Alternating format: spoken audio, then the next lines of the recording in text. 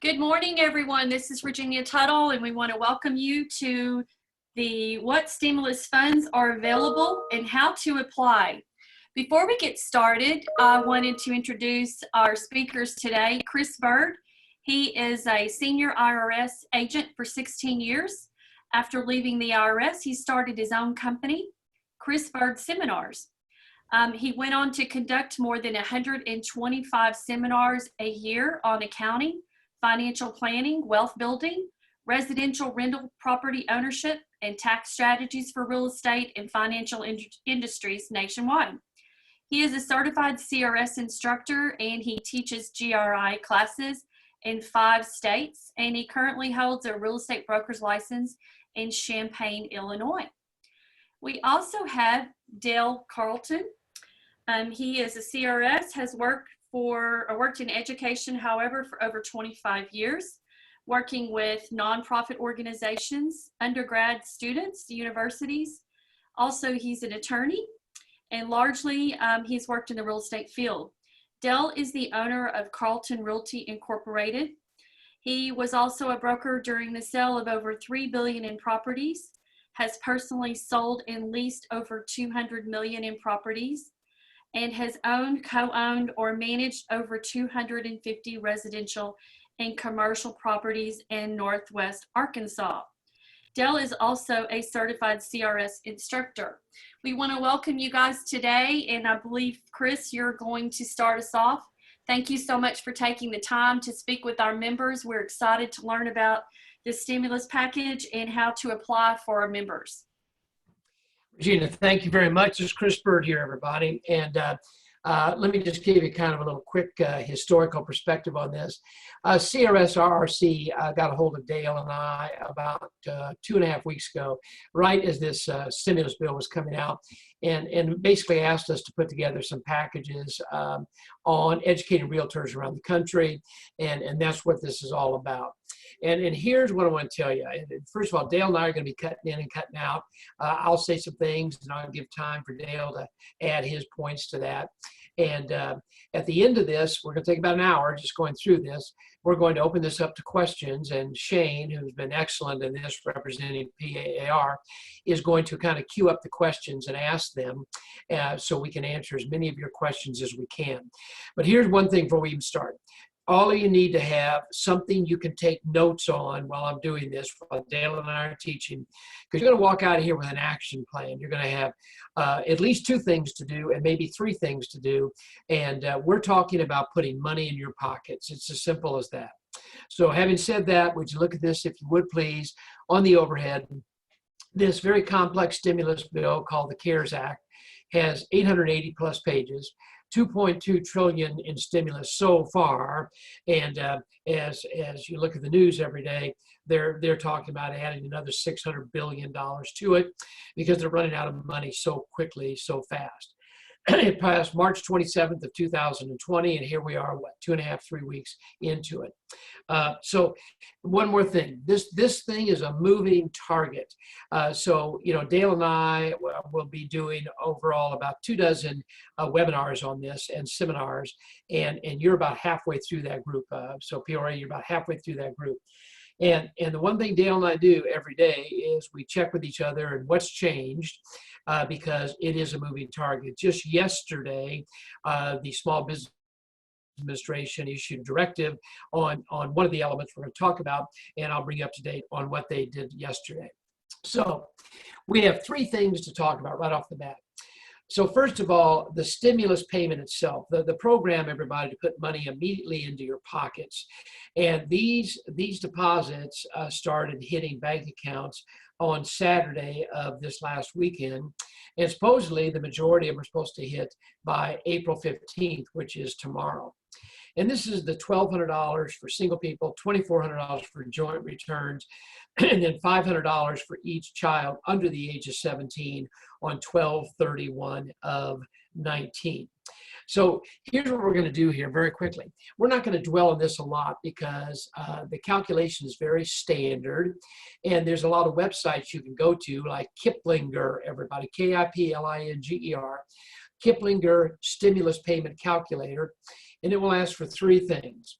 It will ask for your adjusted gross income, off your 2019 return, or 18 if you have not filed your 19. It'll ask for your marital status. It'll ask for how many children under age 17 on 12/31 of 19 did you have in the house. And then that calculator is pretty darn accurate, everybody, and will tell you what your stimulus deposit should be. Now, if you look at the overhead, there are no lower income thresholds. So somebody, for example, a retired couple with no pension income, no IRA income, very low income, only Social Security would still get a deposit to their account. And so there's no lower income threshold, but there is an upper income threshold. So look at the left three columns, if you would, 75,000, 150, and 112.5. Those are the thresholds that if you do not exceed that, then you're going to get the full 1,200 or 2,400 and 500 for each child under age 17. But then look at the right-hand column, 99, 198, and 148.5, depending on the three filing statuses. So if you go over that, as a general rule, you are stuck and don't get any stimulus payment, except for the last bullet. If you're over those three numbers in the right-hand column, 99, 198, 148, but you do have children under age 17 as of 12/31 of 19, then those phase outs increase by $10,000 for each qualifying child. So literally, everyone, if you had 3 children, young children under age 17, and you're married, and your income was, for example, $220,000 or $225,000, you aren't going to get much, but you're going to get something. And again, it will be what it will be. Now, here's the issue here. This is a 2020 payment, and it's legally called a tax credit, but it's based on what your 19 return, if you had filed it already, and if you hadn't filed it, what your 18 return showed. So there's going to be a reconciliation when you file your 2020 return. And let me just give you a classic example. Let's say that when you filed your 19 or 18 return, your income was really, really high, and therefore you didn't qualify for a stimulus payment.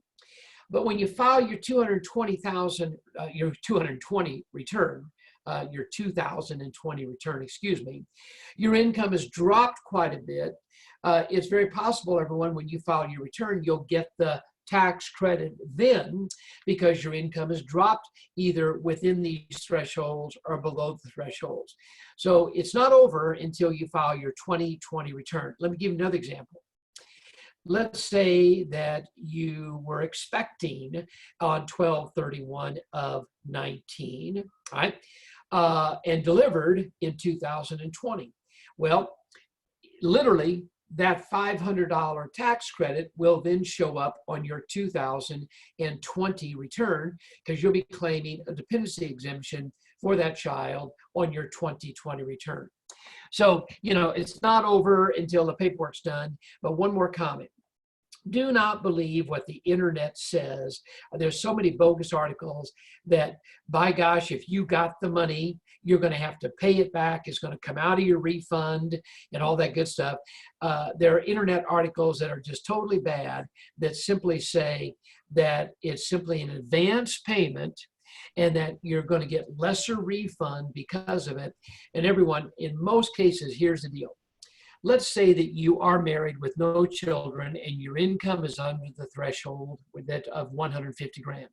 And let's say that you get your $2,400 deposit or check in the next couple of weeks. Well, when you file your 2020 return, it will have two columns or 2 lines, one for the credit that you were eligible for, $2,400, and another line for the credit you got, $2,400, which will net out to 0. All right. So this is not an advance payment of your overall or your otherwise due refund. And don't believe some of these articles that are on the internet. So Dale, would you like to pop in on this before I move into the big items? Sure. And Chris, go ahead and switch to the next slide for them because there's one additional point just to let them know. For those of you that have read something that said you have to do something to get this tax credit, that is not true. As long as you filed a 2018 tax return, then you will see this tax credit either as an electronic payment if the government has your information where you have made electronic deposits in the past, or if you did not make electronic payments, they have indicated that they will have a way for you to update that and provide them your electronic payments. Although as of this morning, I saw that it was still not available to do, which means you may fall under the receive a check group of people. And if you are a receive a check, meaning they do not have any of your electronic payment information, you can probably expect your payment to come later, because the first paychecks being mailed out are still 3 or 4 weeks away from my understanding. Chris? Yes, and one more thing, everybody, watch my hands. There was some tax planning to this as well. So watch my hands if you would. I have a client whose 18 income was below the threshold, married couple. Their 19 income was well above the threshold, right? And their 20 income will be down below the threshold again. And why that is, they sold some properties, everybody, which took their adjusted gross income way higher. So the tax planning point was we deliberately did not file the 19 return so that when they looked at the numbers, the IRS will see the 18 numbers and they will get a check, right? And I presume, in fact, we're calling them today to see if the check may have come in this weekend. And as soon as that check gets deposited, then I'll file the 19 return. So they're going to get about a $1,420 check out of the $2,400. They're not going to get it all, but get part of it. Now, if we did not do that, if we had filed the 19 return a couple of weeks ago when I could have, then they would not get any of the money now. But when we filed the return for 2020, then they would have gotten the money. So really, it just accelerated what they got. So I hope you don't find that confusing, everybody, but I would also be checking your bank statements every couple of days, or your bank balances on the internet, to see if this check posts and if it does coincide with what the calculators might have shown that you're going to get. Now, everybody, here we go with the big information of the day and why we're really here, all right? Now, we've got 3 buckets of stimulus money besides those stimulus checks that you may have gotten or are going to get pretty quickly. We've got the Economic Injury Disaster Loan Program called the EIDL, which was just updated by the SBA yesterday morning. Then we've got in brown, everybody, the Payroll Protection Plan called the PPP. So the acronyms are PPP and EIDL. And then number 3 on the right, some state emergency grants and quick action loans, as well as Illinois unemployment. Everybody listen up if you would. Realtors, you are eligible for state unemployment under the COVID-19 CARES Act, right? And here's the problem. Just checked this morning at 7:30. Illinois is still not up to speed, okay, go figure that, with respect to self-employed people like sole proprietors filing a claim for unemployment compensation. In fact, on IDS's website, the unemployment people, they specifically state, don't file claims yet because we don't know what to do with it. So they're having so many people who ordinarily qualify for unemployment, like people with jobs where their employer has paid into the unemployment fund. Their request for unemployment so far in like a 2-week period has exceeded all the unemployment claims, Dale, that they received in 2019. And that's Illinois alone. So realtors, what are we telling you here? Number 1, number 3 on the board. It may come to pass that you will qualify to apply for Illinois unemployment. And if you do, then maybe the federal government is going to then pop in with an additional up to $600 a week on top of your state unemployment to help you through this downturn in the economy. But at today's juncture, we cannot basically say anything more than Illinois is telling us, and that is they are only processing unemployment claims with people who ordinarily qualify for unemployment, and those are employees with W-2 jobs whose employers have let them go temporarily, whatever, everybody, because of what's going on. So what you want to do is continue to check IDES like I do every single day, and just look to see when they're going to open this up to self-employed people like the listeners on this webinar. So let's go back to what we can help you with. And that is what is an orange and a brown, everybody.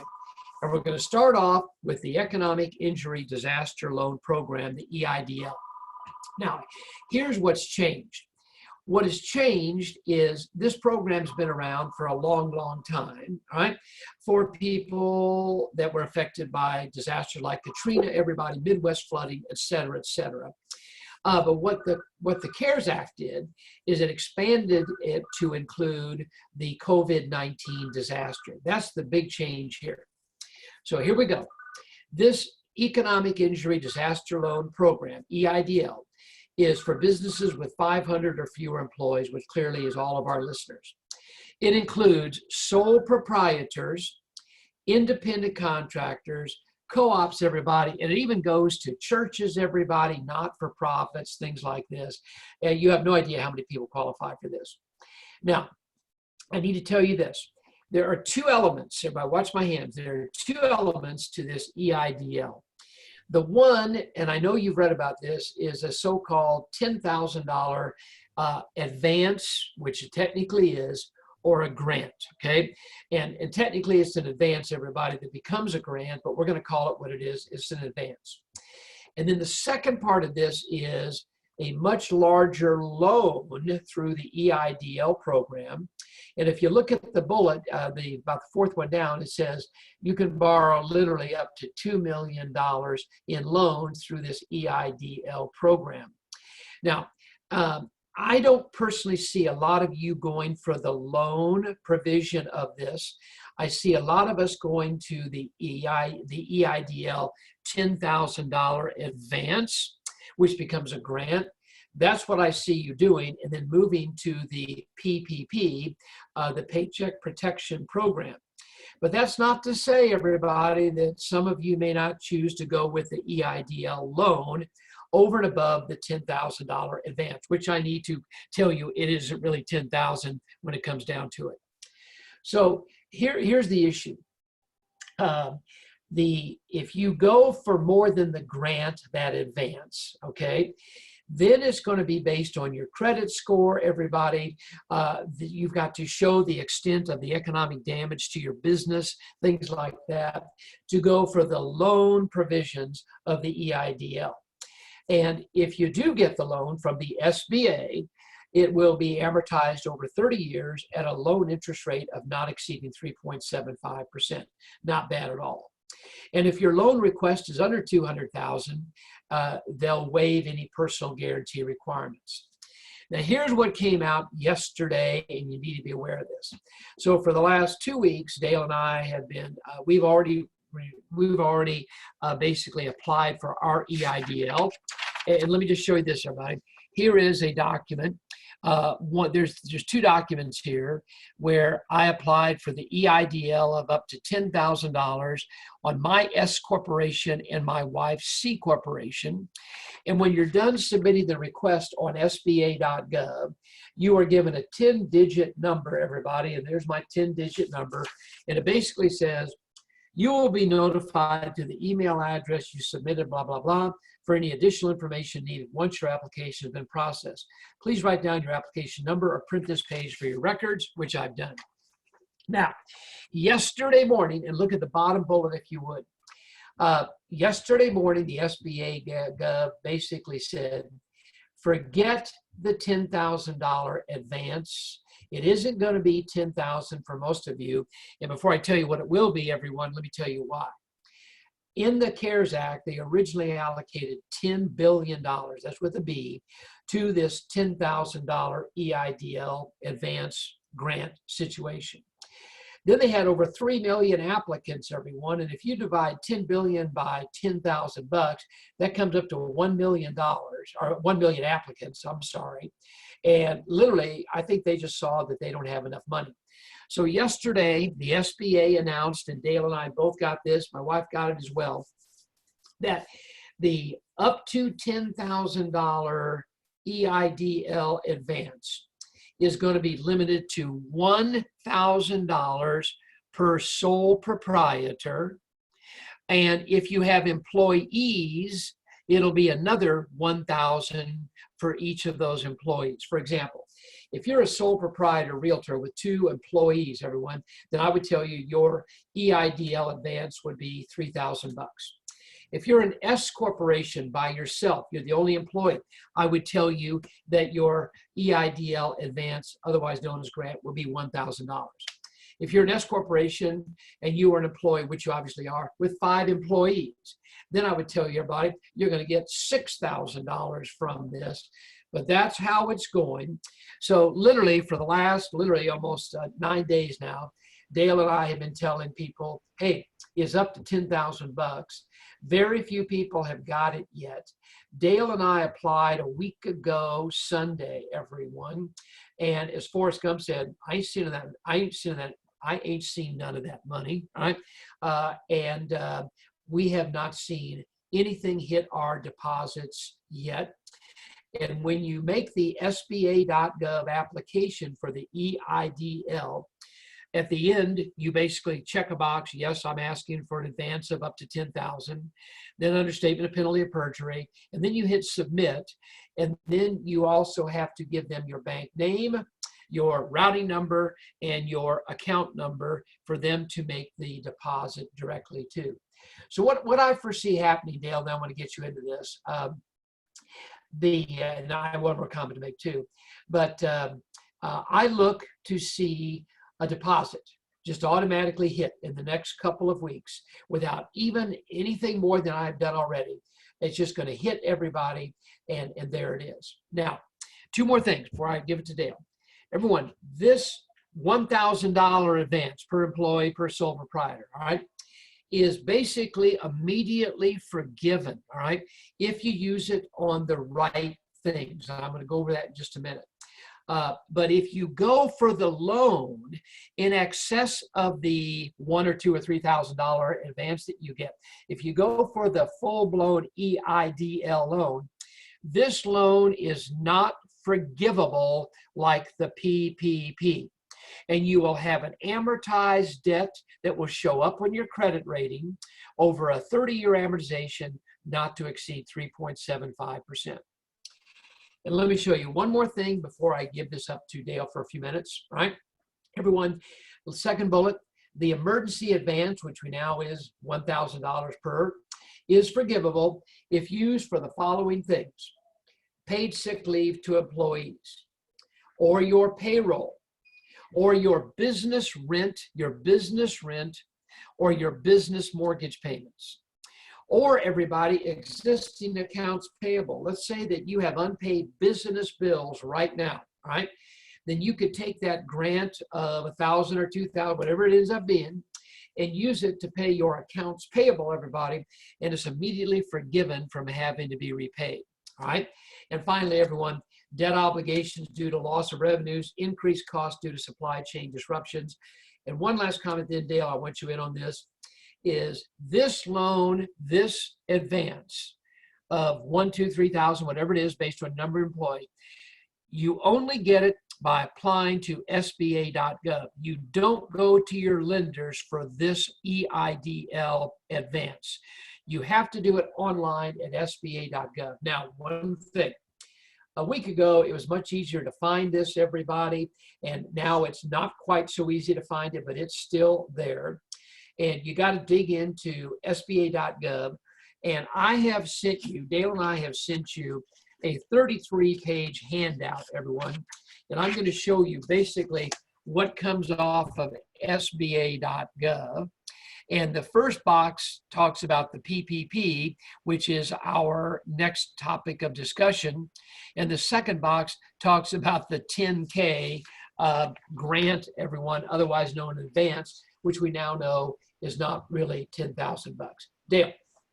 Sure. So a couple of things. We just want to make sure that we reinforce to you as we move here in the next slide to a different program that we're going to call the PPP. So in this particular program, the EIDL, understand, has been around for a long time for any kind of emergency disaster scenario. And there is a specific place on the SBA.gov for the COVID-19 application. You've got to dig down, find the application, loan application that says COVID-19. And again, they've moved it on us, and then now I think it's 3 pages deep. I checked this morning, it's still there. Originally, they put $10 billion in funding so that they could use for this emergency advances. We did the math, and originally when it was we thought it was going to be $10,000 for every corporation, the way it was worded. That was about 1 million particular applicants that would receive it. Now that they've lowered that, we know that there'll be a lot more people that may receive it. And there's discussions for increasing that amount of money along the way. One of the things you're going to read if you do much research is you're going to see some things that say you need to choose between EIDL and PPP.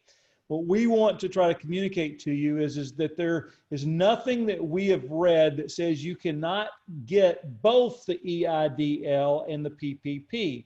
You can apply for both of them. As a matter of fact, we're going to encourage you on the PPP more right now, but we still say go back and do the EIDL because it may provide you with some funds faster than you might see in the PPP. And we don't know which ones are going to run out of money at what point in time and if there's going to be available funding for other things. So let me emphasize this. The EIDL is designed from a January 31st through an end of December of 2020 time period for these things that Chris has listed: payroll, rent, mortgage payments, debt obligations that are a result of loss of revenues, paid sick leaves, some other increased costs that you may see as a result of supply chain disruptions. All of those things may qualify for what is a fairly good sized loan that may be good for some of you to have. You just need to remember that all of it will need to be repaid, as Chris said, at a maximum rate of 3.75%. Up to 30 years in time period. And I believe it has a 12-month forbearance before you have to start making the first payment. So you end up waiting a year, then you have 30 years to pay this back. For some of you, this may be good money. Just remember, you're going to have to pay this money back, but it's great terms over a good long period of time. And the only part that's forgivable is that labeled part as a grant, which will either be from $1,000 to $10,000, and that's the emergency advance portion of this that you would receive in advance of the loan. Now, a lot of people say, well, I don't need the extra money. And we want to say to you to consider what you may need in months from now, not what you need right this second. And your qualification is not based on your particular income at this point in time. It's based on your need of the disaster that's occurring. And I think Chris and I both agree that all of us are being impacted. We all are having some disruptions as a result of this.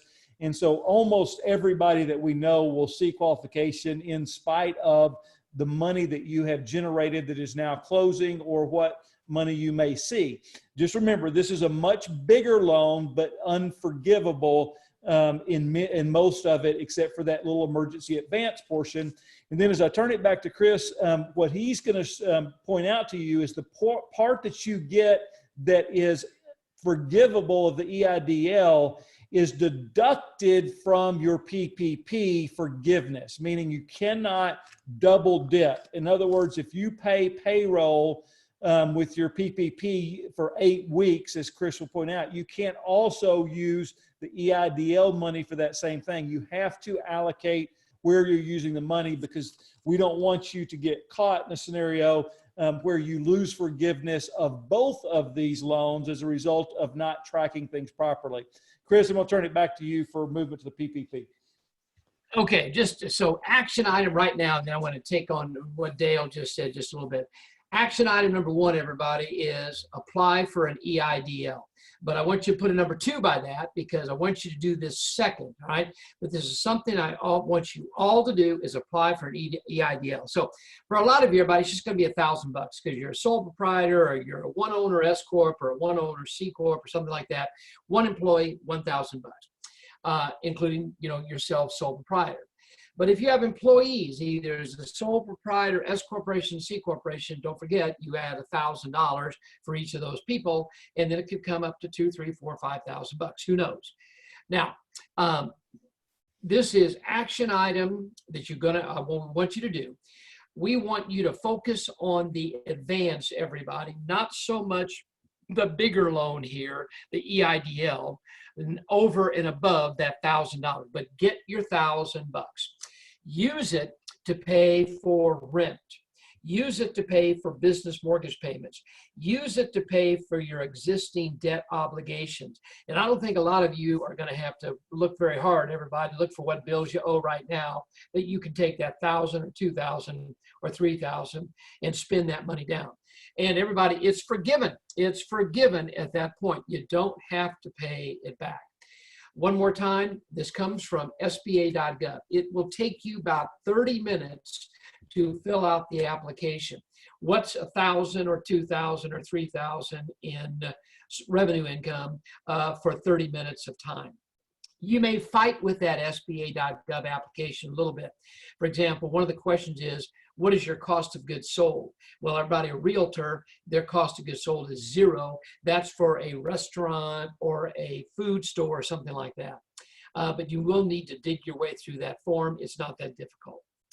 Okay, so Dale said you could have both the EIDL advance and the PPP, and that is absolutely true, everybody. So here we go. Now, this is the big dog, everybody. This is a lot more money. And I'm going to give you a lot of examples on this. And again, Dale and I are going to be cutting back and forth on this. So this is called the Payroll Protection Plan, the PPP. You must go to a lender to get this loan. This is a loan, everybody. We presume it's going to show up on your credit report, et cetera, et cetera. Now, this is the 7A program, the 7A program. So what you need to do is call your bank or lender. They can be federal credit unions as well, and ask them, do they make PPP loans? Because here's what we're finding.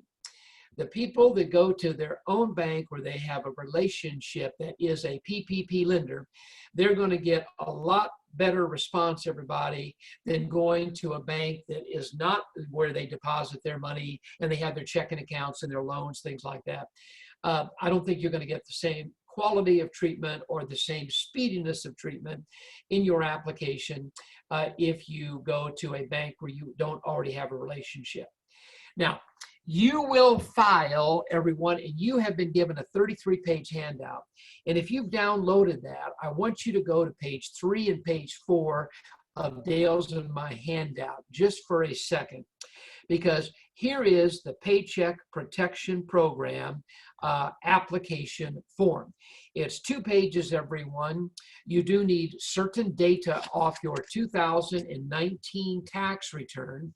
And if you haven't done your 2019 return, you're going to have to give the lender some credible estimates of your profit for 2019, as I will show you in just a minute.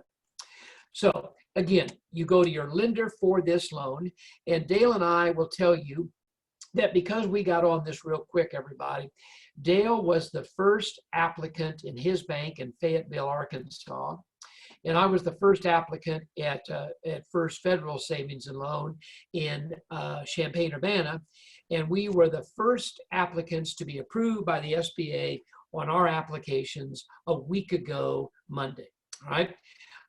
Because we knew how to fill it out. So who is the Payroll Protection Plan qualified for? Again, the business must be 500 or fewer employees.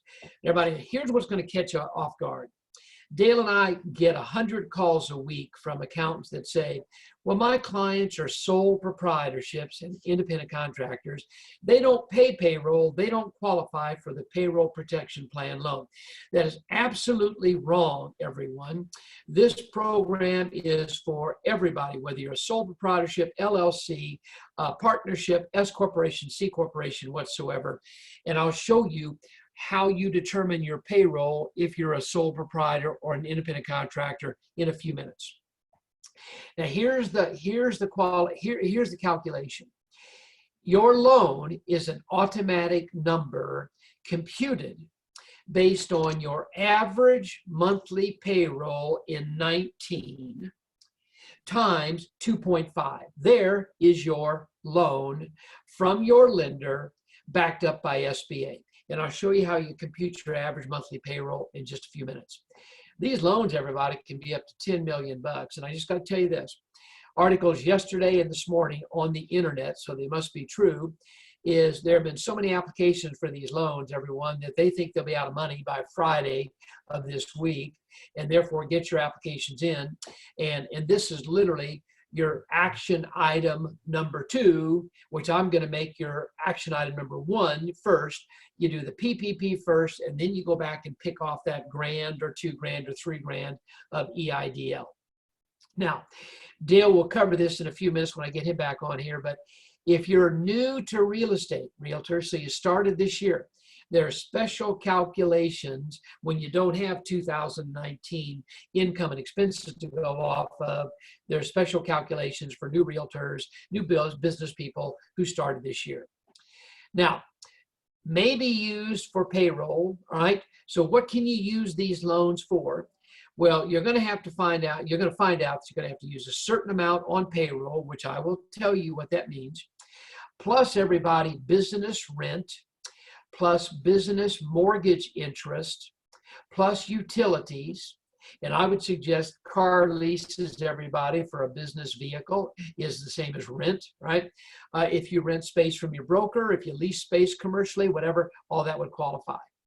Now, here's the deal with the PPP. If done right, everybody, the entire amount of the PPP loan is forgiven as of June 30th. So the second part of this will be Dale and I coming back to you, everybody, in May, early June, telling you what kind of records your bank is going to want to see to be able to forgive you of the amount that they have advanced. So the bank forgives you based on the record keeping that we'll teach you then.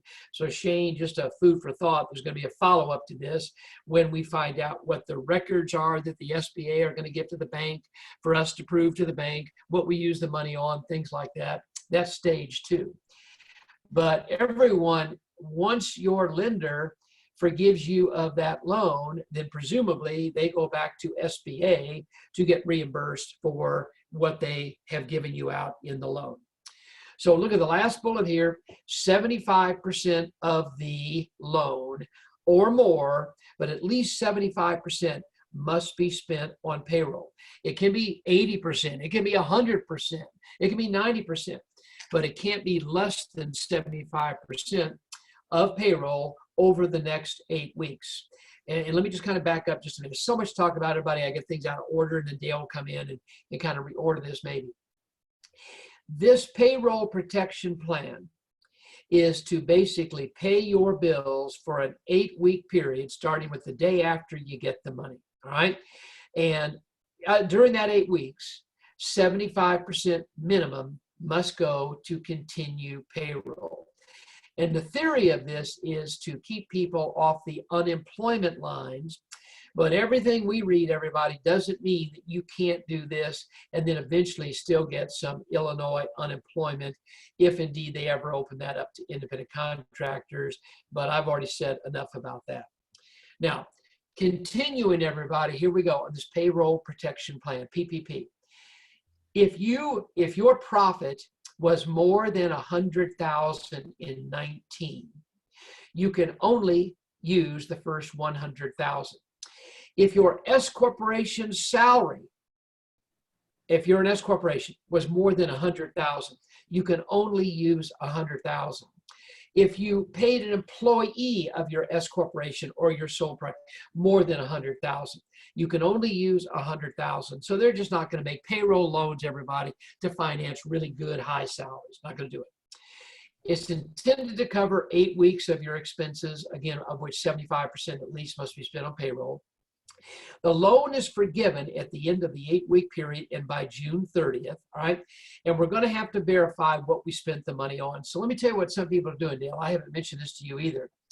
But some speakers are saying it would be wise to set up a separate checking account and label that son of a gun my PPP business account, and therefore write checks only out of that PPP account.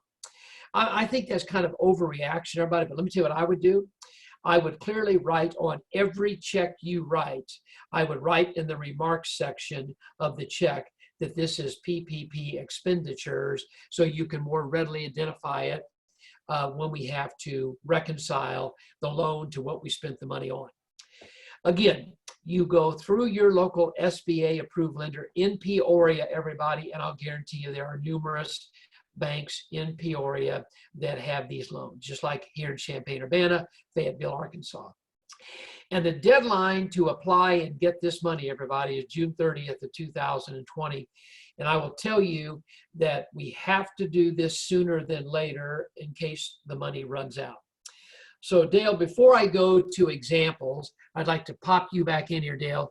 Tie up some loose ends that I may have created. Dale. Sure. A couple of things. I'm going to back up and mention those of you that may not have been in business in 2019. If you started in 2020, it does not mean you do not qualify for this. You're just going to have to prove evidence of payroll separately than those that may have been in business fall of 2019. Right now, what they're going to be looking at is what you can prove as payroll from January until the date of application. They will then annualize that to a monthly average so that they can determine for you what it would look like for you to have made in payroll over a full year based on a partial year's portion of income. So don't think just because you weren't in business in 2019 that you're not able to apply. And even if you were partially in business in 2019, you would still be able to apply, and you could use, again, an average monthly over that portion that you were actually in business.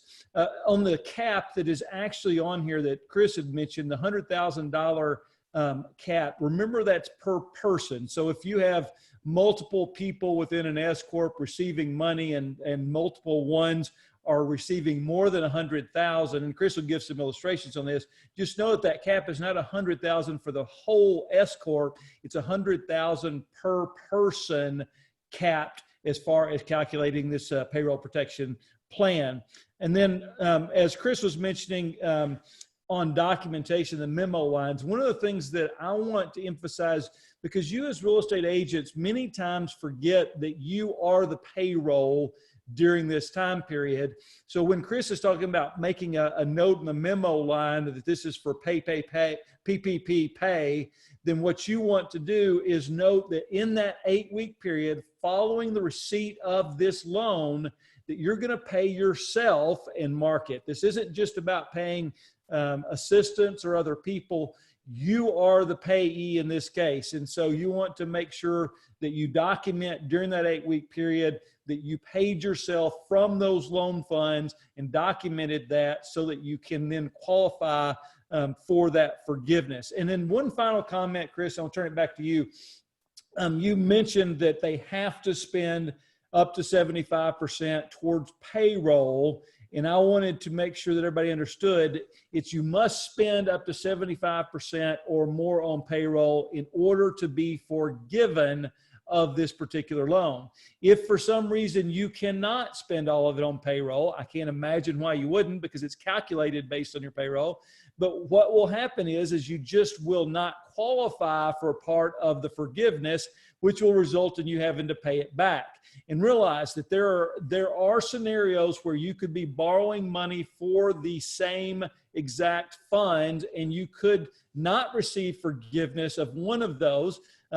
For example, if you were to take the EIDL $10,000, as we mentioned earlier, and got all of it, and you got it earlier, that portion that you took that's forgiven cannot be forgiven a second time in the PPP. And they've said very clearly that they will deduct the portion of the EIDL, the grant portion that you got forgiveness of, from the portion of PPP that is forgivable. So this is about trying to maximize that amount that is forgiven to you, and it's about making sure that you get the full advantage of these loans that are offered to you. Chris? All right, and let me give you a specific example of what Dale just said. So here are my exact numbers. Based on what we found out from the SBA yesterday, I'm going to get $1,000 of EIDL, advance, otherwise known as grant. All right, so everybody, it's immediately forgiven. Now, I will also tell you that my my application for PPP, which has already been approved, haven't got the money yet, expected this week, was exactly $16,668. All right. So in total, everybody, I'm going to get $17,668. Now, it is all non-taxable. That's not the issue here anyway. But the point is, at the end of the day, I will account to the bank that I spent all my $16,668 on applicable payroll, rent, et cetera, et cetera. But the fact that I got the $1,000 EIDL will render that much of my PPP not being forgiven. So of the $16,668 that I received, at the end of the day, on June 30th, I will still owe $1,000, Dale, right, of the PPP. And I will be given 2 years to pay it off, 2 years to pay it off at no more than 1% interest. So everybody, is it still a good deal? I got a $17,668 to help me get through the downturn. I have to still pay back $1,000 at the end of the day because I got the EIDL, right? And 2-year payment period at 1% interest, not a bad deal. Now, here's the deal. Before I go on, I want to say this. The most common question that Dale and I get, even after doing this webinar, is, Chris and Dale, you keep talking about payroll, but I'm a sole proprietorship. I have no payroll. Yes, you do. Yes, you do. So here we go with specific examples. We have 8 examples which should tie up any of your concerns. All right. So everybody, look at this if you would. You're a sole proprietor, no employees, and this is probably 90% of the listeners on this webinar. And your 2019 Schedule C net profit was $80,000. Your 2019 Schedule C profit was 80 grand. And let me say this. If you've done your 19 return, everybody, the bank's going to ask you for your 2019 Schedule C. If you haven't done your 2019 return, then you need to sit down with your accountant and have them do a anticipated or a reconstruction of what your profit would be for 2019. So anyway, it's 80 grand. It's less than 100, so you get to count all 80. So you divide that by 12, $6,667. And on the application form, you multiply that times 2.5, everyone. And your PPP loan will be $16,667. There it is, all right? Now, in terms of what you spend that money on, because your monthly salary, everybody, your monthly payroll, which is your profit, was 6,667, then for the next 8 weeks after you get this money, I'd take 2 checks out of that PPP account, and I would label 6,667 as payroll, and the other 4 weeks, everybody, of the 8 weeks, I'd take another 6,667, I'd label that as payroll, and that's how you use up that 16,667. And then the other 3,000 and some odd dollars on office rent, everybody, mortgage, business interest, utilities, things like that.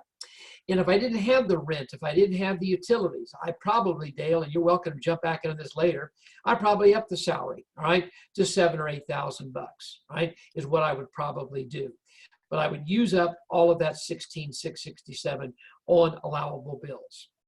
Example 2. Now watch this, everybody. Same example. Now we're talking about a higher income realtor, sole proprietorship with a profit of 180 for 2019, or reconstructed profit. Everybody, you can only count 100, so the other 80 just goes away. So 100 divided by 12 is 83.33. So your profit becomes your average payroll, all right, divided by 12. So the average monthly payroll for a sole proprietorship that never paid payroll or anything, was just their profit, is 83.33 times 2.5 is 20,833. And then what would I have them do if they're my client? I'd have them at least take a check, Dale, in each of the 4 weeks of the 8-week period, a check for 83.33, and I'd label a PPP payroll, all right, on the checks to document that I am basically taking that out for qualified money. Now here we go, another example. Look at this one. Now we have a sole proprietor with 2 employees. So we have a Schedule C net profit of 180, and this is the sole proprietor, but we can only count 100 of that, all right? And everyone, then we have 2 employees that we paid $90,000 total. So obviously neither one of them came over $100,000. So then we take the $100,000 of the sole proprietor plus the $90,000 of W-2 wages, everybody, W-2 wages, W-2 wages. So for your employees other than yourself, it's got to be W-2 wages. If you paid those 2 people $90,000 in 1099s, then you cannot count it here because they qualify for the PPP on their profit on what they got paid. So that's a huge point. But in this case, you issued them W-2s for a total of 90 grand. Your 100,000 coming off of your Schedule C, plus their 90 of W-2s is 190. Divided by 12 is monthly average payroll of 15,833 times 2.5. Your PPP loan is $39,583. And then starting with day one, after that money is deposited into your account, everyone, you're going to theoretically continue their payroll, okay, for the 8 weeks. You're going to continue paying yourself, everybody, $83.33 for each of those 4-week periods, and then use the balance of the money on rent, mortgage, et cetera, mortgage interest, things like that. But everybody, now we're getting to some big money, a $40,000 basic PPP loan.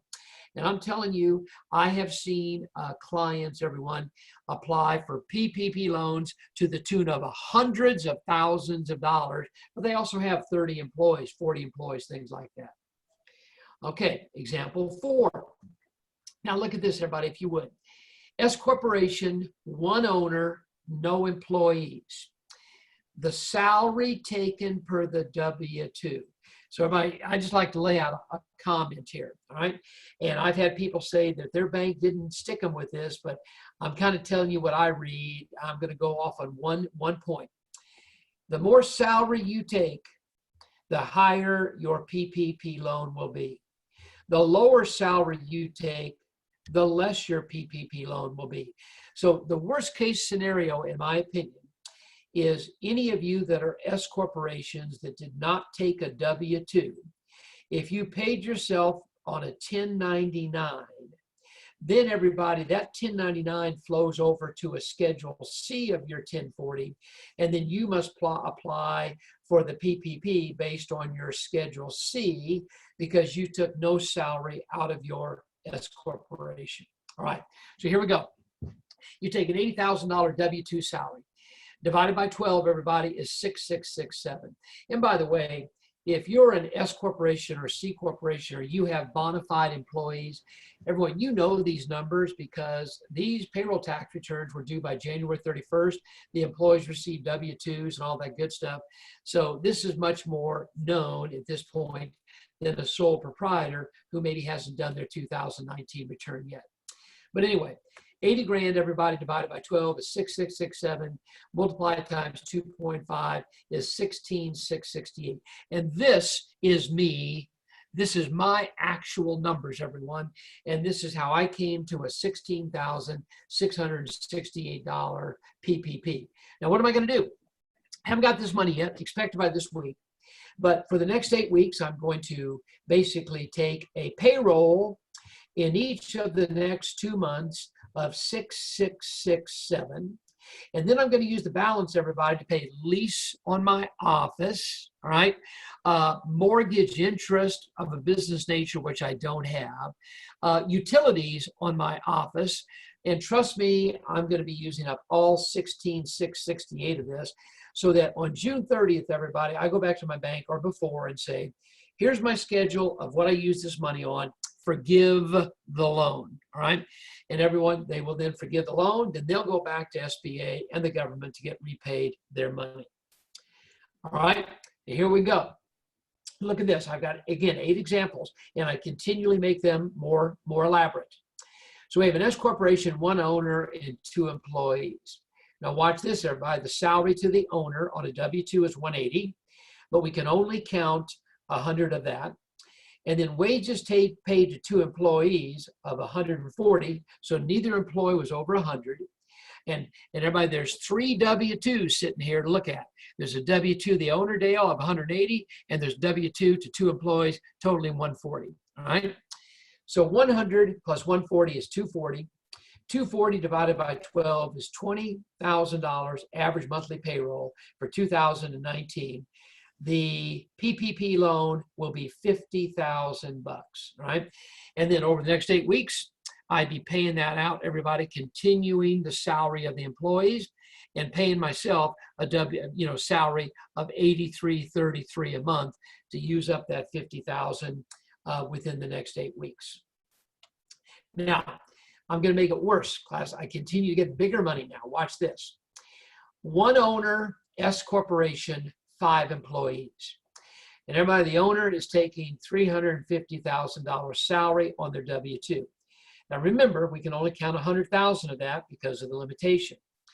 But then he's got 5 employees, everybody, who he totally paid $600,000 in W-2 wages. But several of those 5 employees were over $100,000 to the tune of $200,000. So everybody, that is gone. So basically what we end up with is $100,000 maximum to the owner and $400,000 maximum to the 5 employees. 100 plus 400 is 500, divided by 12 is 41,666 times 2.5, everybody, is a PPP loan of 104,168, of which 75% has got to go to payroll of basically those 6 people, everybody, 1 owner and 5 employees over the next 8 weeks. Now, watch this next one, everybody. 7 and 8 get pretty interesting. So here we go. Everyone, now you're an LLC and you have no idea how many realtors are operating with multiple owners, and they're an LLC. They're not taxed as an S corp. They're not taxed as a C corp. They're electing to be taxed as a partnership, and we have 2 owners and 5 employees. Now, everybody, look at the top row here. Stay with me because I'm going to carry this from both the LLC standpoint and the 1040 of one of the partners. So everybody, the profit of the LLC is $800,000, okay? And that is not considered for the PPP. Why? Because that carries over to the 1040 of the owners, everyone, the 2 partners. They will compute their own PPP based on their respective 400,000, half of that 800. However, the LLC paid 5 employees, okay? And none of those employees are the partners because a partnership cannot pay W-2 wages to a partner.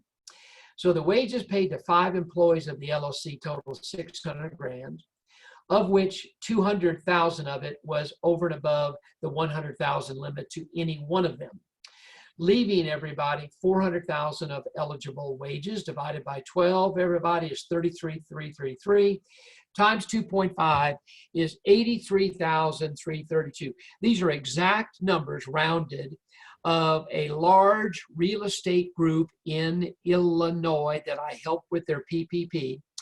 They got a loan approved, everybody, using these numbers of 83,332, which the LLC will use to continue paying the payroll of those 5 employees.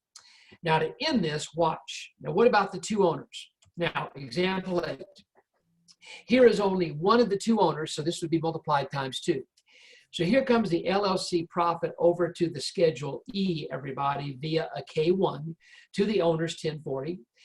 $400,000 of profit, okay, but again, you only get to take into account $100,000. $100,000 divided by 12 is 8333, everybody, times 2.5 is 20,832. And then that owner, everybody, will basically take 8333 each 4 weeks of the 8-week period, Dale, and pay other bills with it they may have or they may not have, I don't know. Or what they might want to do is increase that 8333 to 9,000 or 9,500. Only time will tell whether the banks will accept that in the reconciliation by June 30th. Now let me summarize, everybody. I'm going back to example 7. So the LLC partnership got 83,332, all right? And each of the two partners in the ideal situation will get $20,832 for another $41,600 on top of everybody the 83,332. So you're looking at really close to $125,000 in total funds.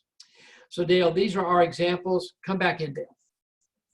Yeah, so one of the things that I think Chris overemphasized, and I want to make sure that we hit again, is that you as a realtor, many of you are sole proprietors. And what sole proprietor basically means is that you're getting a commission check and you're depositing it into your potentially your own personal bank account or into a bank account, not into an LLC, not into an S corp. It's purely just you get your commission and deposit it in. One of the things that we're aware of is that the lenders that are providing these PPP loans are asking for validations along the way. For our sole proprietors, you may need to ask your broker for evidence of receiving, or your bank statements may be evidence of receiving some of that money. It should be fairly easy, and you just want to work with your lender, because what we've realized is once everybody figures out that they can apply for this, that they're completely eligible, even though they don't have what is traditionally thought of as payroll. You do have payroll under this because it's you. Once you realize you can apply and you start working with your local lender, they are helping you. This is completely different in my experience than 2008, 9, and 10, where my lenders were almost against me the entire time.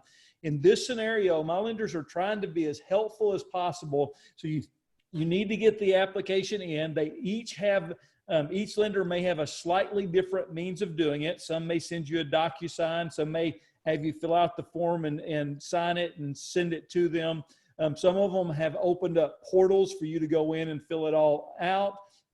But in every case, what we're finding is the lenders, to the extent they have time and availability to help you, will help you. Just don't think you don't qualify because you just receive a commission check. And second of all on that, and I saw the question, I think I responded to it in the chat box, is pending sales do not disqualify you from being able to apply for the PPP. What you generated from a month and a half or 2.5 months ago has nothing to do with your needs over the 8-week time period that you receive this particular loan. We're encouraging people to think about the fact that this impact from this pandemic has impacted all of us, and you don't know what's going to happen or what your income is going to be by the time you receive these funds. And we've even gone as far, at least I have, as saying that if it comes to the time where you get the loan, you receive it, and you get forgiven, and you did not need it, well, now you have an opportunity with some funding to maybe help somebody that could not qualify, or help a nonprofit or other things out along the way with that money that you accounted for appropriately and now have additional income. We just want you to know, and especially if you didn't go through 2008 to 2010 and that swing, we are not sure exactly the economic rebound that's going to occur in the next several months to a year, and we want you all to be as prepared as possible. Chris? Okay, so everybody, I took you back to example 1. I just want to make this very, very clear. The instructions specifically say net earnings from self-employment. That is on the application form. So Dale and I've got our share of pushback over the last 8 days. Well, why can't I just take my 1099 from my broker in and divide that by 12 and times 2.5, everyone?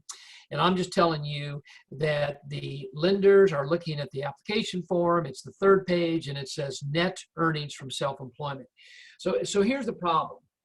You all know that the filing due date for basically most returns, including the 1040, has been put off to July 15th. So I can look behind me, everybody, and I've got 15 returns of clients to do that I'm really not in a frenzy to get done, like otherwise tomorrow is April 15th, because, you know, payment has been delayed till July 15th, and so is the filing. No penalties, no interest whatsoever. However, I must emphasize this. You're just not going to sit down with a piece of yellow paper, everybody, and say, well, here were my gross commissions for 19, and here were my expenses, a big number, and my net was this.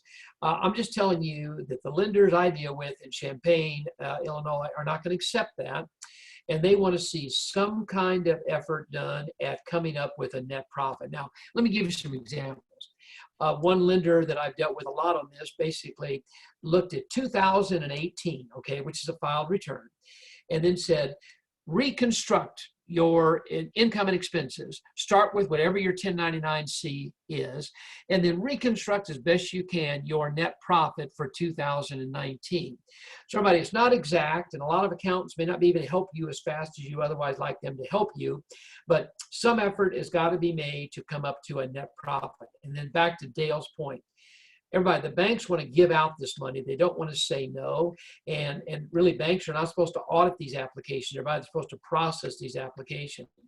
But they're just not going to accept a sky-high number that has no bearing to 2018, and some effort has not been put on your part. Now, let me just finish with this slide very quickly before we move off of the loans.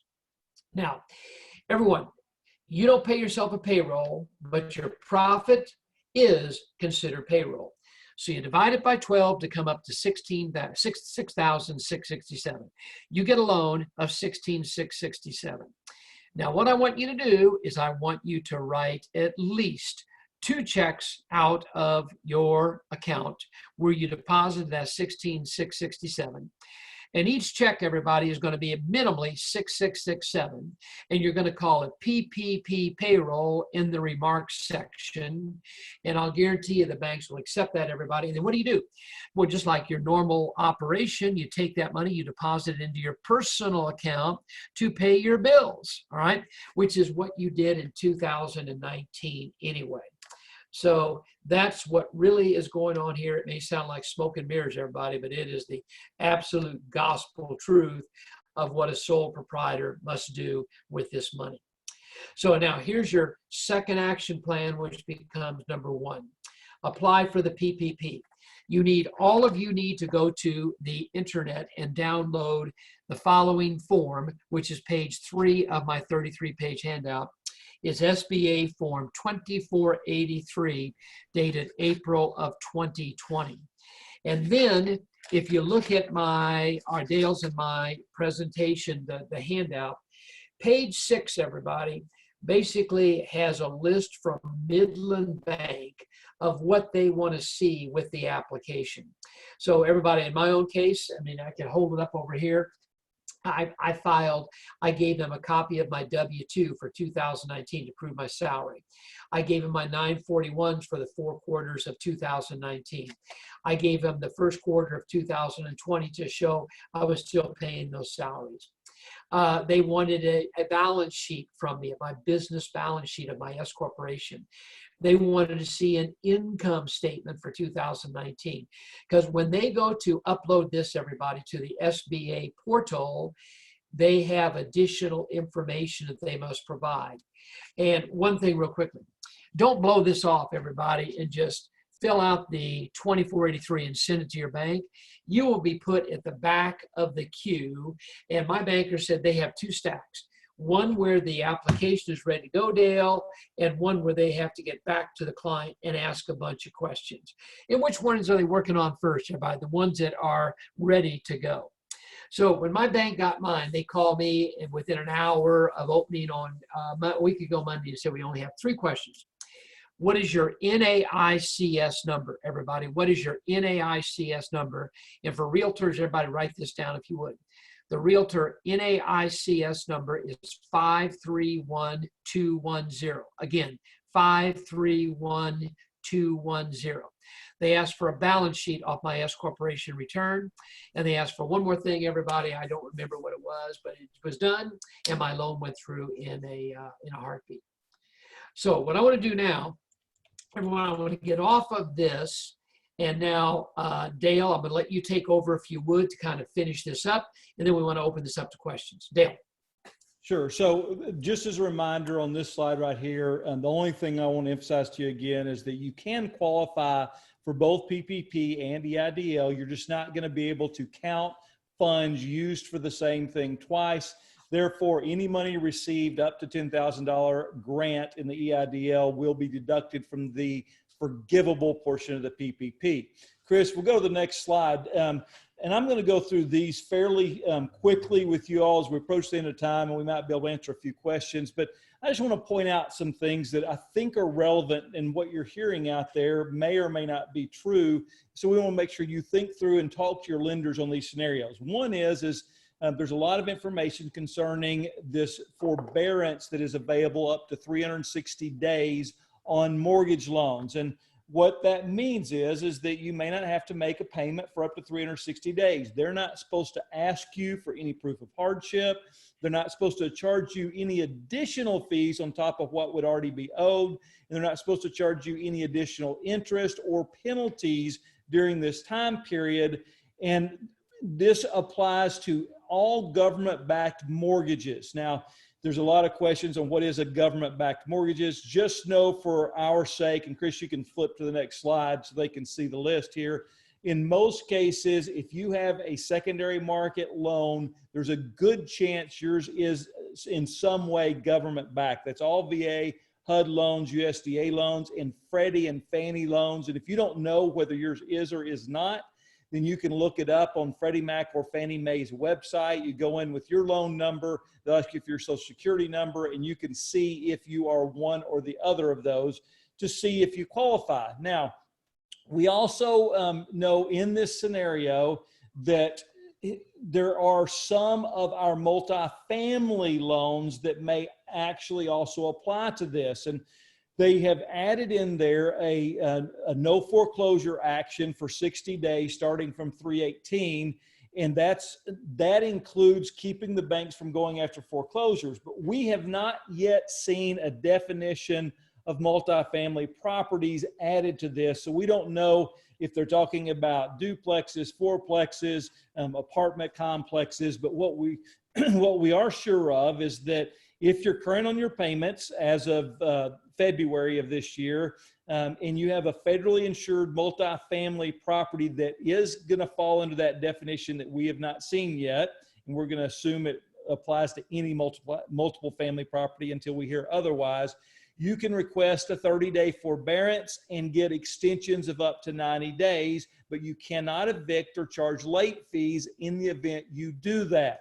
In the next slide, what you're going to see, though, is what we're going to call the warning or caution scenario that goes with this. And there is a difference in these conventional loans versus your in-house loans, because in these conventional loans, there is a lender that is servicing that loan that has to continue to pay these bonds, the interest that is due that is getting paid out on these bonds. Therefore, during this 360-day period of forbearance, there is payments coming due. And so if you choose, or somebody you're talking with is thinking about doing this, make sure they talk with whoever's servicing their loan to see how they're going to handle the money that is not paid over that 360-day time period. There's a lot of warnings out there that indicate that they may require this money to be paid back immediately after the forbearance, or in sums of money divided out over a short period of time after that forbearance. And in some cases, you may see them try to tack this on to the end of the loan for conventional loans, but we are a lot of concern that there could be a day of reckoning that comes quicker than people expect, at least in that 360-day forbearance available for any kind of government-backed loans. Now, there's a difference with your in-house loans. In your in-house loans, and I have had many of my lenders contact me in advance of me even contacting them to ask me how my tenants are doing. Are they with job? Are they making payments? And they are offering, in some cases, a deferment of both principal and interest, or maybe just a deferment in the principal only, allowing me just to make interest payments over a 3 to 6 month time period, all depending on the bank. Now, these are in-house loans, loans that are held by the bank, portfolio loans, whatever you may call them in your local area. And basically you work with the bank on an individual basis per loan and say, hey, could you give me a deferment for 3 months or 4 months or 6 months? And what I'm seeing is many people are saying they are adding payments to the end of the loan in the event they did a deferment. You want to clarify that. There'll probably be a one-page addendum added to whatever your current note is, which will completely define what they're going to do. You want to read that carefully and make sure that you're in agreement with it so that you don't have something unexpected happening at the end of that deferment. And then also know that interest rates are down right now. And almost every lender I talked with over the past 30 to 45 days has allowed me to reduce my current interest rates on, and they just did a modification of the interest rate on all of my in-house loans for any of my investment properties, which has saved me 1 to 1.5% in interest on the payments that I do have. So this is a really big opportunity for you to go ahead and contact your banks and see if you have in-house loans, whether or not you could save some cash and put those loans to the end of your current mortgage as it's set up so that you can be prepared no matter what happens over the next few months. Now, we move from here. On the next slide, it talks about tenants and what's going on with tenants. There is a moratorium on eviction filings that started back a month ago for 120 days. And this is again on government insured, guaranteed, supplemented, protected, or assisted in any way loans. That would be HUD loans, Fannie Mae loans. That would include all of your Freddie Mac, rural housing volunteer programs, or any kind of like Violence Against Women Act. All of those particular loans would fall into this. This is a much broader bucket of loans that you cannot evict in those scenarios. And this is catching a lot of people off guard as they realize that some of the loans they have do not allow them to evict, and they cannot collect rent. And we're watching this very carefully because there's going to be an impact out there in some way over the next month, 2 months, as some of these people cannot collect rent, and they may or may not have any means of paying back that if they have not worked something out with their actual lender that they're dealing with. A couple of things too on tenants is there is additional money that was put into the CARES Act for Section 8 vouchers. There's additional funding for any kind of project-based rental assistance programs. We have additional funding for Section 202 housing for elderly, and additional funding for 811 housings for those with disabilities. So all of this is added into that CARES Act and gave some additional opportunities for funds to be out there. We also, in the next slide, wanted to tell you all that have student loans that they have offered a 6-month suspension of payments on student loans that are government-backed student loans. And many of your loans will be government-backed. During that time period, there's not supposed to be any accrual of interest during the 6-month forbearance. And they're not supposed to give any kind of negative credit reporting. Now, one of the things that we did is we talked to a number of the credit reporting people that we know, and what we were told is although they, when they send it in, the lenders send this in, they're going to mark that it was during a disaster time, 0 payment. We do not know how the big 3 are going to report that. We expect them not to harm your credit, but there's going to be some wait and see to see what happens on some of these suspension of payment scenarios. And what I found, I actually still have my last 1.5 years of my law school loan, which was like a 22 or 24-year loan for starting a year after I finished law school. And I went and looked online at that loan, and they have a button right where you do the online payment that says, would you like to apply for suspension of payments? And so you can click that. Now, I'm not choosing to do that because I'm on the last 1.5 years, and I'm basically only paying principal, just very little interest. And so I want to keep making that. But you need to consider if that's cash that you could keep in your pockets along the way. One other thing, or actually 2 other things that are in this CARES Act include retirement accounts. We have a scenario where you can withdraw from those of you that have a retirement account up to $100,000 with no penalty. They give you about 3 years to recontribute that money so that it can go back in with no penalty. Or if you want to, you can keep the money and pay taxes on it, and you can take 3 years to make those tax payments on that $100,000. We really want to discourage people from doing this, but we understand in a circumstance where it is necessary to keep yourself going for a few months that it might be necessary, but make this a last case scenario if you can, and make sure that you're not just doing it because it's available to you, but make sure you're doing it as a result of the fact that you need the money to keep going.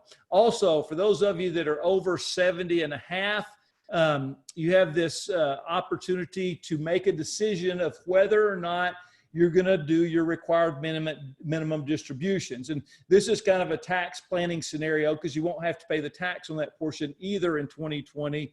And if your particular stocks or what retirement account you have is down because of the market volatility, you may decide, well, you know what, I'm not going to take my RMD this year so that I can wait till the money's back up. So you're not forced to do that, and there's no penalty for not doing that in 2020. Last thing really that we'll cover, and then we'll close back out with questions, is even if you do not itemize your tax returns, if you just take the standard deduction for 2020, they're going to allow up to $300 of cash type contributions to nonprofits. And they also increased your AGI limits up to 100% for individuals, and for corporations, they raised it up to 25% from 10%. And this is actually pretty important. And I'm going to give you an example of how this may play out. We have in my building, we have something called Roots Festival, which is a nonprofit that caters to musicians and local musicians and has a big festival every year. They are selling tickets already, started selling tickets at the end of last year. The concert and all the concerts, it's multiple hundreds of different bands and different individuals to come in, and it's part food along with for those people that are chefs come in. So it's food and music, and that happens in August, and they don't know at this point in time whether or not they're going to be able to have this event. They don't know if there's going to be limitation on sizes and groups of people this summer, and they have a kind of a time period of which they're going to have to make the decision on whether to go forward or not. However, what we've discussed, we sit down and talked about this, since they've allowed this charitable contribution, we are going to use this as an encouragement for people, if they do not have the event, to go ahead and contribute this $300 that will be deductible as a contribution to the nonprofit to help them through what is their annual income happening in one major event. So this is something that those of you that can afford to do this can pay attention to those charitable entities that are out there in your local areas that may not be able to collect because of events that normally happen near this time period, and you may be able to help them along the way.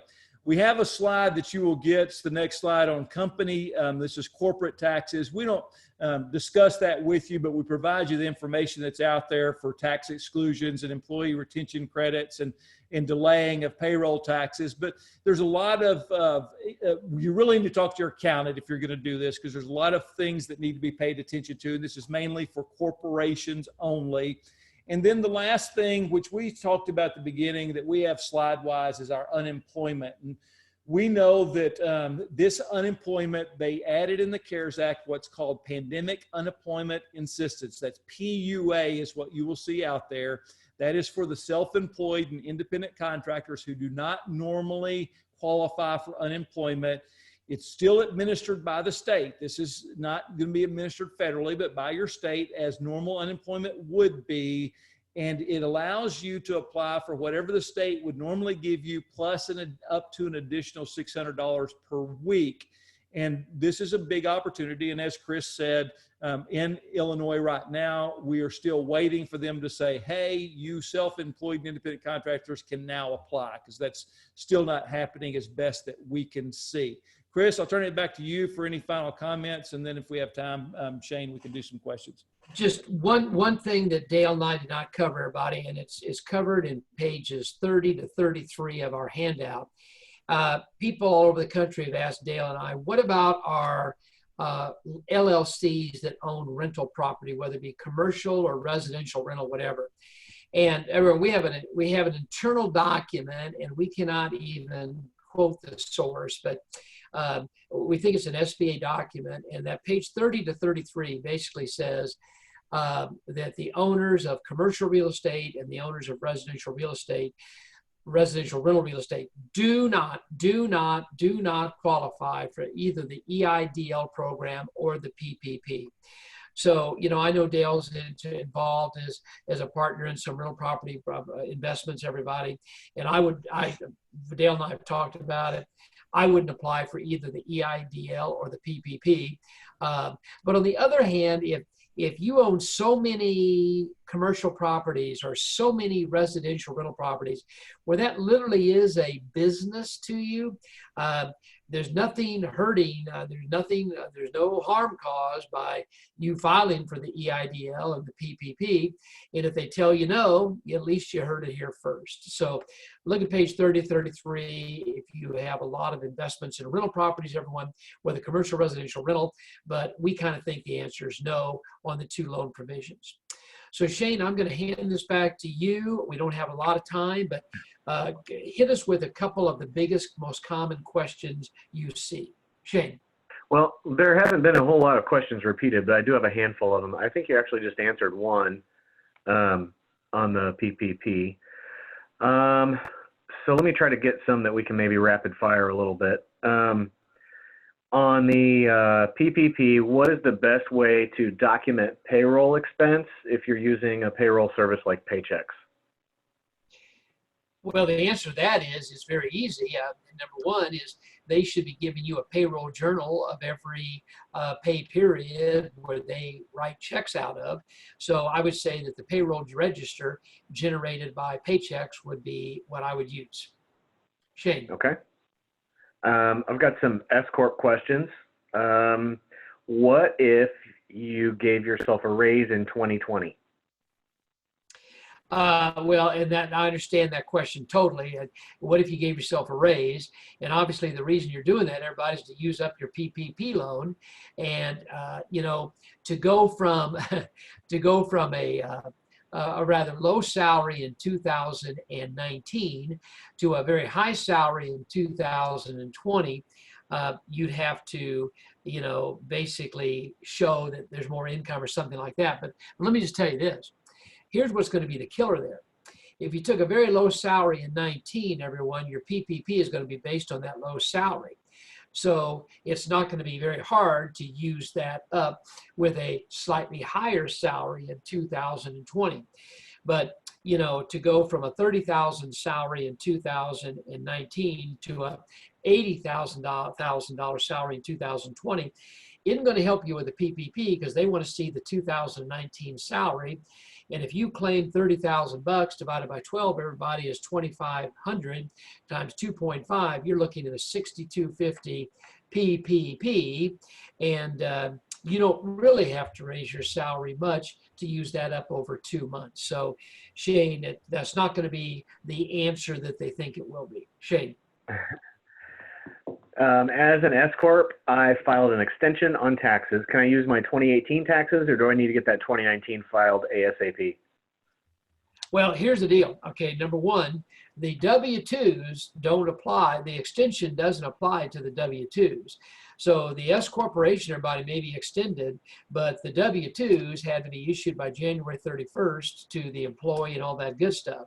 So the bank's going to want to see the W-2s to determine the PPP for the S corporation, and then may ask for a reconstruction of a profit and loss for the S corporation for 2019. But again, the W-2s, those are now delinquent, everyone, if you didn't file those with the IRS and the Social Security by January 31st of 20 for 19. So Shane, that's a good answer, but Okay, go ahead, Shane. Can you use a W-2 and a 1099 for the sole proprietor? I'm not, Shane, that's not a whole question there. Okay. I'll try to piece together an answer. Number one, a sole proprietor is not allowed by law to pay themselves a W-2. That's against the law. So the sole proprietor will never have a W-2 for themselves.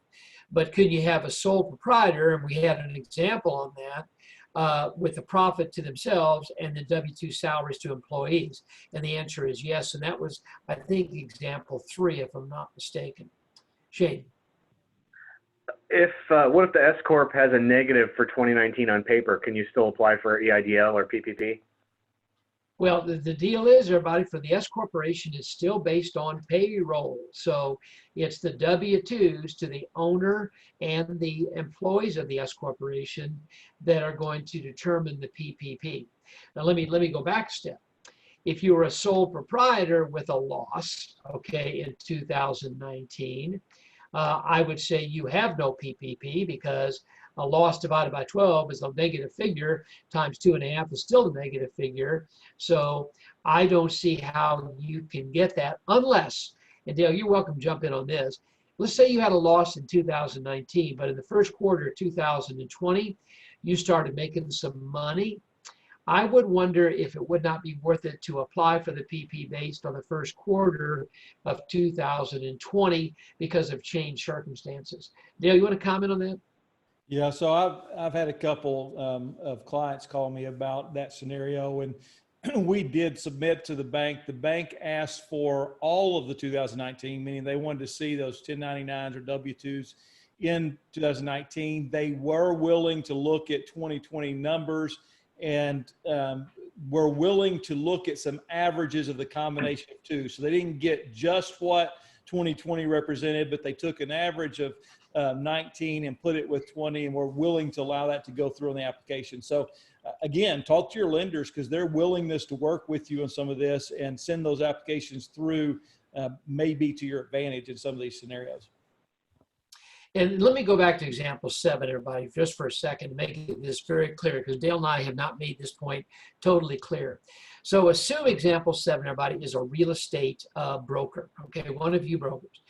And everyone, you have employees, okay, you pay the $600,000 for. But brokers, understand this. The commissions you pay to your agents are not part of your payroll, and do not enter into this conversation whatsoever, because the agents that you pay the commissions to will go apply for the PPP on their own, everyone, so you can't double dip. So in this example 7, the profit of the LLC, everybody, is the actual profit to the broker. And that is after paying out all the expenses, all that good stuff. And then in example 8, they'll take that $400,000 profit to 2 1040s of the 2 owners of the LLC. But one more time, for all my brokers, the 1099s that you reflect the commissions going to your agents of your brokerage do not count as your payroll. That counts as their income for the purpose of them getting a PPP. Shane. Okay, of course, the follow-up questions are just rolling in now, so I don't know how much time you guys want to take for this. I'm going to back up and take one that's been sitting in the queue for quite a while, and it looks like it might be a little bit of a deeper question.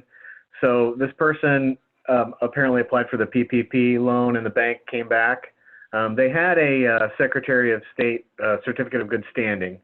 The bank came back and wanted a best effort balance sheet and a P&L. They also asked for articles of incorporation and proof of percentage of ownership. It seems to the questioner that this is just a giant delay of the process.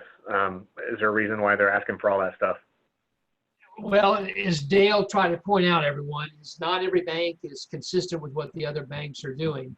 So I've had people tell me that the banks wanted to see an articles of incorporation. My bank did not, others have. My bank wanted to see a P&L for 2019. My bank wanted to see a balance sheet. And I will tell you this just very quickly. I cannot, and Dale cannot answer whether the bank is using this as a delay tactic, everyone. I doubt it, but what do we know, all right? But I will tell you that the bank is your resistance. So whatever they want, give it to them as quickly as you can to spur this on. Dale, everybody, lost some of his PPP because the bank didn't want to consider one element of it. And they were willing to put it in the back of the queue to allow Dale more time. And he said, nope, processes as you've got it. If I get less money, I get less money. But my advice to all my clients has been, whatever the bank asks for, get it to them as quickly as they can, because they have the right to say, we cannot upload this to SBA. Personally, I don't think it's a resistance to making the loan, everybody. I think it's just protecting their backs. Dale. And Shane, let me add to that. I think what we are seeing, at least consistently, is if you're going with a lender that you already have a business relationship with for either your business or is in S Corp specifically, they already have a lot of documentation proving ownership and things of that nature. Therefore, they're not requesting as much. If you're having to go through another lender because your lender was not a SBA 7A lender, then they're requesting a whole lot more documentation. We are seeing that fairly consistent. So if it's new, if this lender, if you're new to them, you're likely going to have to prove a whole lot more things. If you're going with your lender that you have an existing relationship with, you may have to prove less things. But again, it's like Chris said, do what they ask, do it as quickly as you can possibly do it, and work with them because they're learning along with you through this process. Shane. Is there a specific form from the SBA on the website to look for the EIDL for 1,000 to 10,000? Well, it used to be, Shane, it used to be a lot easier to find than it is now. But as Dale said earlier, you have to drill down into about page 3. But one more time, everybody, you're looking for a page that looks something like this, right? And the bottom of it is the 10K advance, and you click on that. And it literally takes you to about a 3 or 4 page application. And no, I cannot tell you exactly what page it's on, but if you just keep drilling, you'll find it. Shane. In January, hired an employee and are using a payroll service that shows their income. Can their payroll be used? Dale, you want to cover that? New employee. You know, if you are a new employee and receiving a W-2, your employer will be the one that will be filing for the PPP, not you as the receiver of that W-2. So the answer is if you're an S Corp and you have hired somebody new in 2020 and you did a W-2 on them or you're going to do a W-2 on them for 2020, I think you could try to supply evidence to your lender that this is a new employee. I've got evidence of making payment to them. Here's that evidence. I'm willing to get my accountant to certify this or certify it in some other acceptable way. I think that the lender may consider that. We have seen that happen. I did with at least a big event company who has a lot of seasonal employees, and they were able to show that they had hired 2 or 3 additional ones for 2020 because business was good. They were already paying them, and then they were trying not to let them go and continue to pay. And so we submitted those, and the lender was, again, took those averages and used them in this case. But I think every lender may be a little bit different, so you're going to have to work with the lender you work with. And Shane, there's a date in the law that says employees as of February 15th of 2020, all right? So that's buried in there somewhere. I just remember seeing it. So bringing on an employee in January, everybody, I think Dale's definitely correct on this, and maybe the bank will consider it. Bringing them on March 1st, everyone, you may not have the same luck, all right? But clearly W-2s for 2019 are going to be the strongest point of consideration by the lenders. But I would try, again, if you brought an employee on in January or early February. Shane, 1 or 2 more. We've got to go in about 2 minutes, but 1 or 2 more questions. Yep, that's fine. Pick your best. If my accountant hasn't finished filing the 2019 return yet, what kind of information do I need to get from them before I apply their program? Okay, and that's a great question. Here's what I would do, right? I would call your lender where you bank and say, here's my situation. What do you need from me to give you a approximate profit and loss statement for 19? You might as well find out what they want first before you go and have your accountant work a real detailed schedule up. Find out what you're up against. What I would do. Shane. employee payroll for this person is less in 2020 than it was in 2019 because of employee resignation in 19. So do they use a projected 2020 employee salary for PPP, which would be more correct than the 2019? Well, Dale, I'm going to make a statement here, and then I want you to jump on if you think I'm wrong, because, you know, again, because Dale and I have studied this differently. But here's what I've told my people to do when they're making their PPP application. Only use the wages of people that are still employed by your company as of January 1st of 2020. So if they're gone, if they left you in 2019 or they're no longer with you now, I wouldn't calculate their wages for purposes of PPP. And Dale, if you disagree with me in this, have at it. Dale. I don't disagree with the way you stated that. I would take it one step further. They do have provisions that if you did fire somebody in the last 30 days and you hire them back, you can still count them.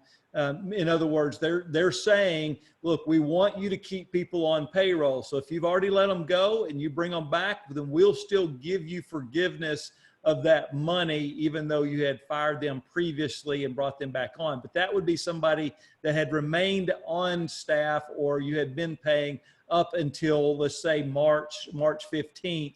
And then you had let them go because you're trying to save money, but you used their payroll as in your application. You received that money, you brought them back on and paid them for that 8-week time period. There is clear, or it looks like there is at least some guidelines saying that you could then get forgiving of the money for those if you brought them back during that time period. But your first statement is correct, Chris.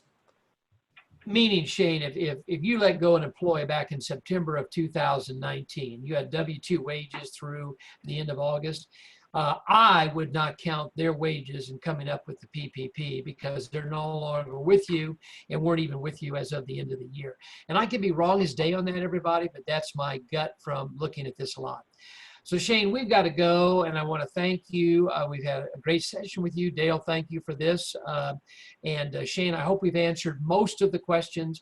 Our people should take our 33-page handout and our slides that they've been given to talk to your lenders with, everybody, talk to your accountants with.